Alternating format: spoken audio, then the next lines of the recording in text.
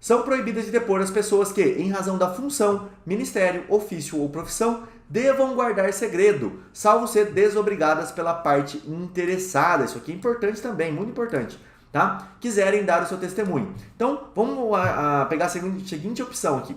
O advogado, né, vamos usar um caso do advogado, o teu cliente foi lá, contou tudo para um advogado. Toda a circunstância dele, ele que advogava no caso dele, eles acabaram brigando, tá? E existe um processo onde esse advogado foi arrolado para falar sobre as transações que seu cliente fazia, por exemplo. E você agora, que é o advogado dele, esse é o ex-advogado dele. Ele pode ir lá e depor sobre isso? Não, ele está proibido de depor. E quem escolhe é a pessoa, é o advogado que fala, não, mas eu quero dar o meu depoimento. Não é o advogado, tá? Somente se eles forem desobrigados pela parte interessada. Então, só se o seu réu falar assim, eu deixo ele depor. Se ele falar, não quero que ele fale o que eu falei para ele em sigilo.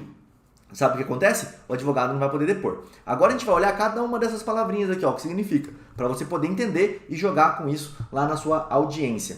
Na proibição, a pessoa não presta o depoimento por imposição legal, tá? Isso ocorre pela função que desempenha. Ou seja, pela obrigação de guardar sigilo. Então, quando ela depõe, ela não presta depoimento.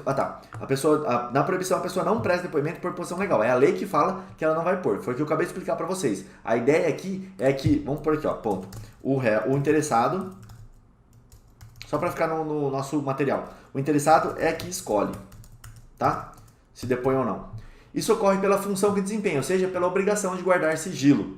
Então vamos lá. Ocorre nos casos de promotor, juiz, delegado, programador de computador, por exemplo, que teve acesso a uma formação sigilosa de um escritório, ele também não é obrigado a depor. O ministério, a palavra ministério que está aqui em cima na lei, ó, função. A gente acabou de falar de função, agora a gente está aqui em ministério, tá?